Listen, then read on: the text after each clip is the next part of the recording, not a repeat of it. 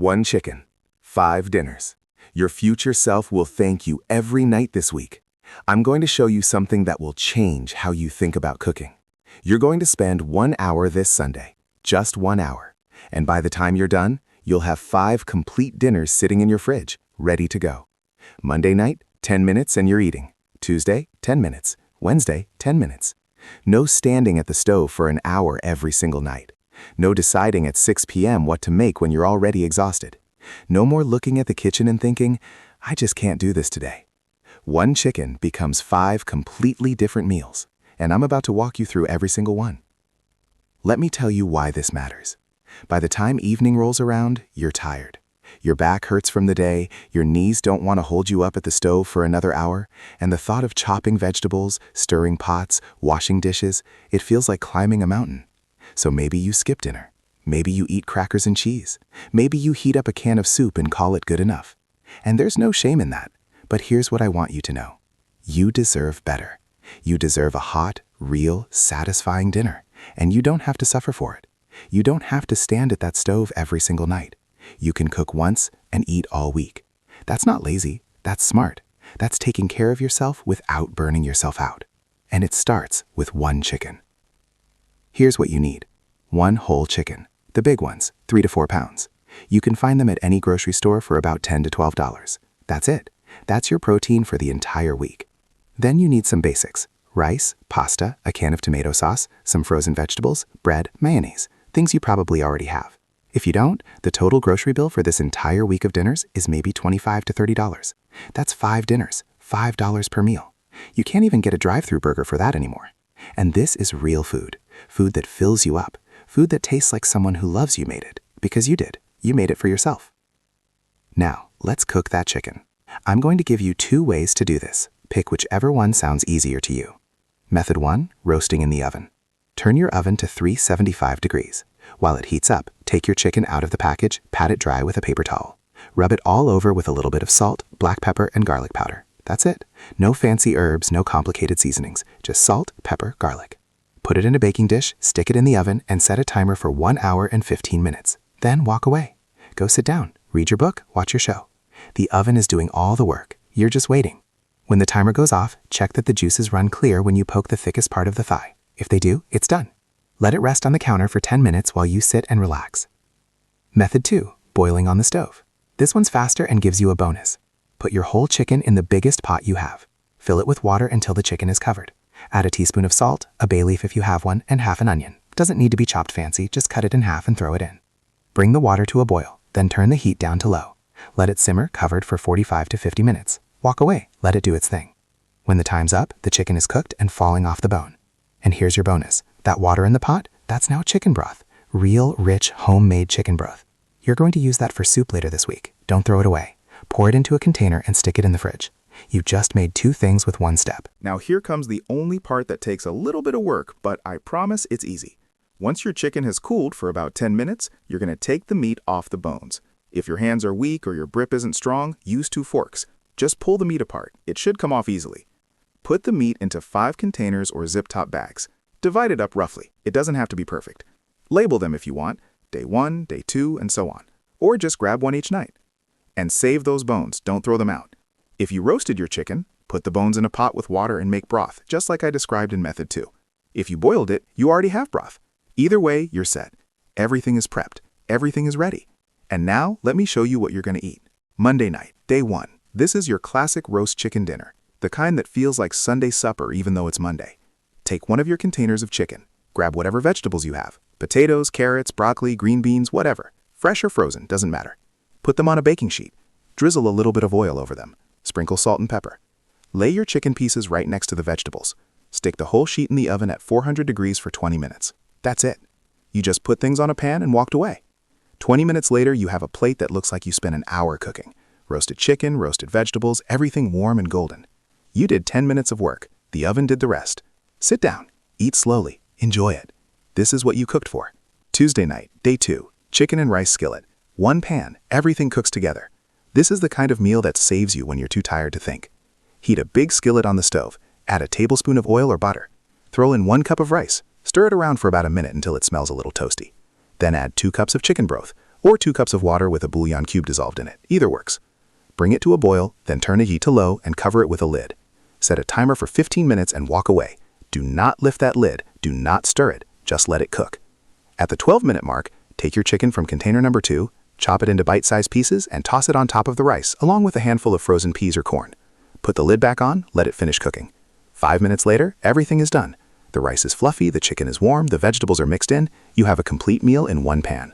One pan to wash, that's it. Wednesday night, day 3, chicken soup. This is the meal that uses those bones you saved. This is the meal that feels like medicine for your soul. Take those bones and put them back in a pot with 6 cups of water, or use the broth you already made. Add chopped carrots, celery, and onion. If chopping is hard, buy the pre-cut frozen vegetable mix. No shame in that. Bring it to a boil, then simmer it covered for 30 minutes. While that's happening, you're sitting down, you're resting. The pot is making soup without you. After 30 minutes, pull out the bones with tongs and throw them away. Add your chicken from container number 3, shred it into small pieces, add a handful of pasta or rice. Cook for another 10 minutes until the pasta is soft. Done. You just made the kind of soup your grandmother would have made, except you spent maybe 10 minutes actually doing anything. The rest was just time, and time is free. Thursday night, day 4. Here's where people always ask me, doesn't this start to feel like leftovers? No, and I'll tell you why. Because tonight, you're making chicken pasta, and pasta has a magic power. It makes everything feel like a brand new meal. Boil a pot of water and cook 2 cups of pasta, any shape you like, penne, bow tie, spaghetti, whatever. While that's boiling, heat up a jar of tomato sauce in a small pot, or if you want creamy, use a jar of Alfredo sauce. Add your chicken from container number 4, cut into pieces. Throw in some frozen spinach or broccoli if you have it. When the pasta is done, drain it and mix it all together. Suddenly, you have Italian night. It looks like you ordered from a restaurant. It smells like garlic and herbs. It tastes rich and satisfying. And you didn't even really cook. You just assembled things that were already ready. That's the secret. You front-loaded the work on Sunday. Now you're just reaping the rewards. Friday night, day 5. This is my favorite. Because by Friday, you are done. You've worked all week, you're exhausted, and I'm not going to ask you to turn on the stove. Take your last container of chicken, put it in a bowl. Shred it with a fork or chop it small. Add 2 tablespoons of mayonnaise. Add a teaspoon of mustard if you like. Add a little bit of chopped celery or onion if you have the energy. If you don't, skip it. Mix it all together, salt, pepper, done. That's chicken salad. Put it on bread for a sandwich, or put it on top of lettuce for a salad. Or eat it straight out of the bowl with crackers, however you want it. This is a cold meal. You didn't cook, you didn't heat anything, you just mixed and ate. And it's delicious. It's protein, it's satisfying, and it required 0 energy, because Friday deserves rest. Let me tell you what just happened. On Sunday, you spent 1 hour, maybe an hour and a half if you're moving slow. You cooked 1 chicken, you pulled the meat off, you divided it up. That's all you did. Then Monday through Friday, you spent 10 minutes each night. Not an hour, not even 30 minutes. 10. And every single night, you sat down to a real, hot, complete dinner. You didn't stand at the stove until your back ached. You didn't chop vegetables until your hands cramped. You didn't wash 5 different pots and pans every night. You worked smarter. You let time and heat do most of the work for you. And that's not cutting corners. That's wisdom. That's taking care of your body while still feeding it well. Now, let me give you some tips to make this even easier. First, storage. Keep your chicken portions in airtight containers in the fridge. They'll stay good for 5 days. If you're nervous about that, freeze 2 of the portions and thaw them the night before you need them. Label everything. I know it sounds silly, but on Wednesday when you're tired, you don't want to open 3 containers trying to find the right one. Write day 1, day 2, or soup, pasta, whatever helps you remember. Second, variations. You don't have to do it exactly the way I showed you. This is a template. You can make it Mexican. Use taco seasoning on the chicken, serve it with beans and rice, make quesadillas, make tacos. You can make it Asian. Use soy sauce and ginger, serve it with stir-fried vegetables and rice, make fried rice. The technique is the same. Cook 1 protein, divide it up, use it 5 different ways. Once you understand that, you can do this with anything. Ground beef, pork, even a big batch of beans if you're vegetarian. The principle doesn't change. And here's the thing I want you to hear. If cooking 1 whole chicken feels like too much, if your hands hurt too much to pull meat off bones, you can still do this. Go to the grocery store and buy a rotisserie chicken. You know, those ones in the hot case that are already cooked. They cost about $6 or $7. Bring it home. Pull the meat off while it's still warm and the skin peels away easily. Divide it into your 5 containers. You just skipped the cooking part entirely and went straight to the easy part. That's not cheating. That's being smart. The goal isn't to prove you can do everything from scratch. The goal is to feed yourself well without exhausting yourself. However you get there is the right way. Here's what I want you to take away from this. You are not lazy if you cook once and eat all week. You are strategic. You're preserving your energy for things that matter, for reading, for your garden, for calling your grandkids, for sitting on the porch and watching the sunset, for living your life instead of spending it all in the kitchen. Our grandmothers did this. They cooked one big pot and stretched it for days. They didn't see it as leftovers. They saw it as smart planning. And we're doing the same thing. We're honoring that tradition. We're working with our bodies instead of against them. 1 hour of effort, 5 nights of ease. That's the trade, and it's a good trade.